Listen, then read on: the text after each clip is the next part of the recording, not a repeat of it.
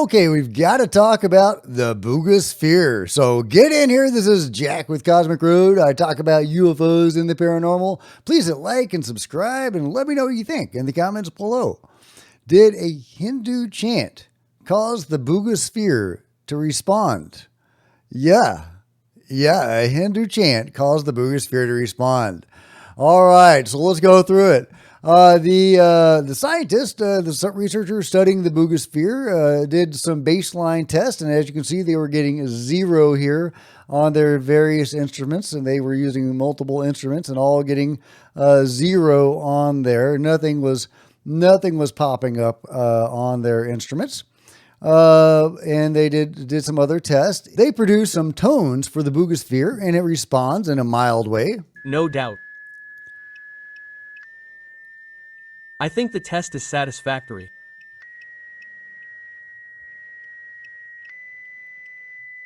2 kilohertz. It's ear-piercing, doctor. Yes, I'm careful with my ears. Check. See. Okay, so then they bring in the lady that sings the Hindu mantra. This lady right here.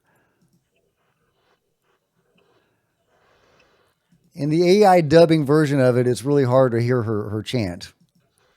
And all their instruments just started lighting up.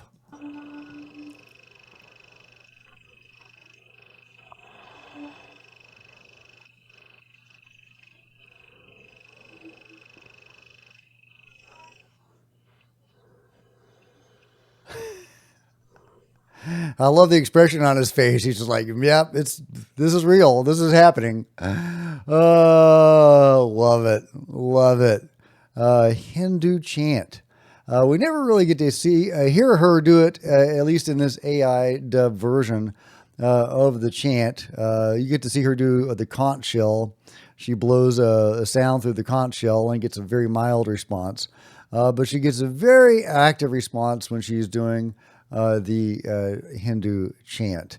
And best of all, it's repeatable. The sphere gave us responses that were, as you have seen, truly surprising. And the most important thing is that we repeated the experiment 1, 2, 3 times, and we managed to find patterns in the sphere's response, especially in the chanting of the mantra. And here's what the lady who was doing the Hindu chant had to say about the chants themselves.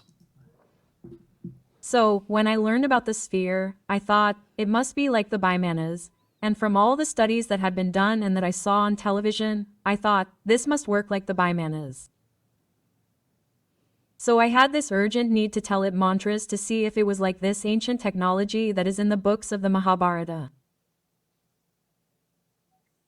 So, when I told it the right mantras, I chose some mantras that are about opening the intellect of those of us who are involved in the research so that we can understand it better.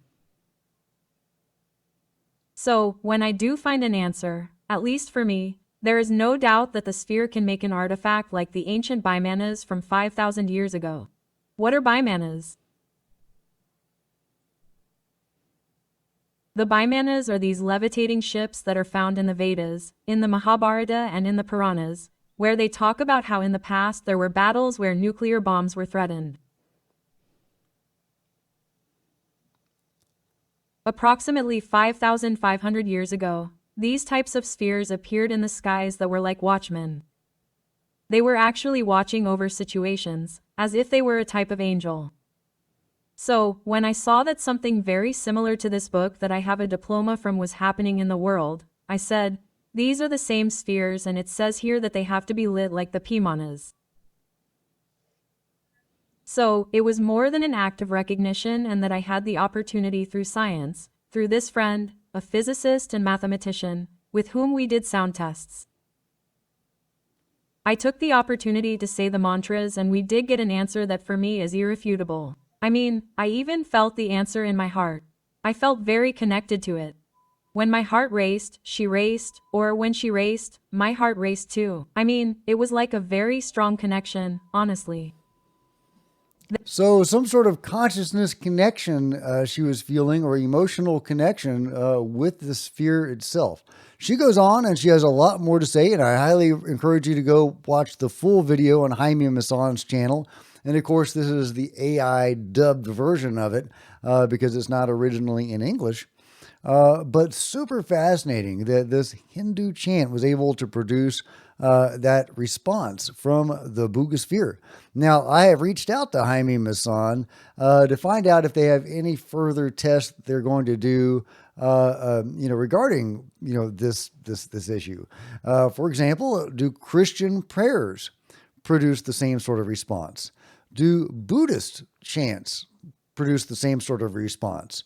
Or, maybe they're different responses. Maybe the Christian prayer is, a 5 and the Hindu mantra is a 10 or something like that. Or maybe the Christian is a 10 and the Hindu is a 5, right?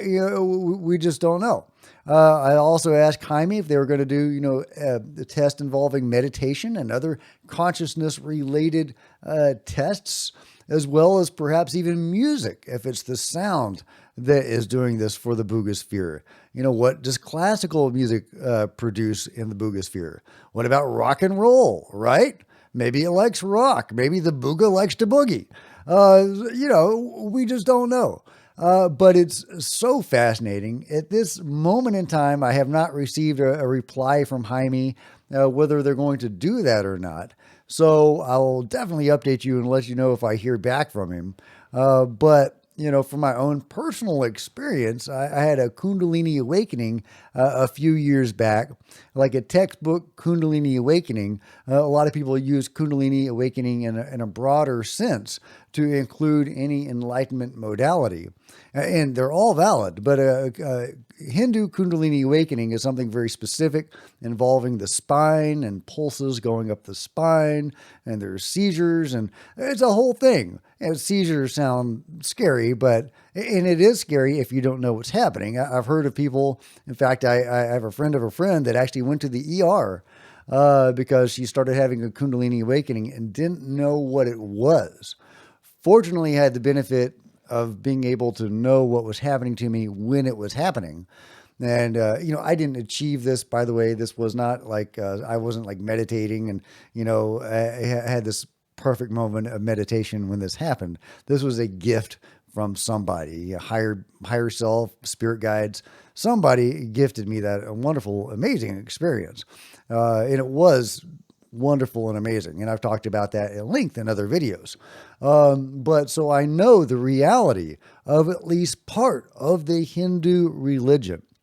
Now, I think a lot of religions is this faith system and, this mythology overlaying a core, true spiritual truth. And I don't know what parts of the Hindu faith are, the actionable, real parts of it, and what parts are the mythology. I mean, for all I know, it could all be real. But it's a very dense religion. There do seem to be some conflicting eras and some different things going on, and just as with any religion. So I don't know quite what to make of the Hindu religion or where to start at getting the actionable stuff, not looking at the religion, but the spiritual essence underneath it all.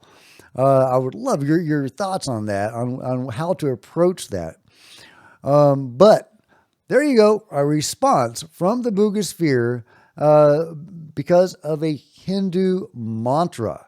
I love it. I think that's super exciting. It goes into the consciousness part of the phenomenon and the spiritual part of the phenomenon, producing real results on an anomalous object. And she says she was actually making a consciousness or emotional connection to this object. So is it alive in some way? Or is it like serving as a relay or an antenna for something that is alive? Something like that? Does it correspond to the Vimanas and the spheres that she's talking about? Now, from what little I know about the Vimanas, I can't even say the word, but there does seem to be something there. They do seem to be reporting something very anomalous that may very well have a basis in fact. So let me know what you think about all of that incredible information and this incredible response from the Buga sphere. But I'll let her have the last word.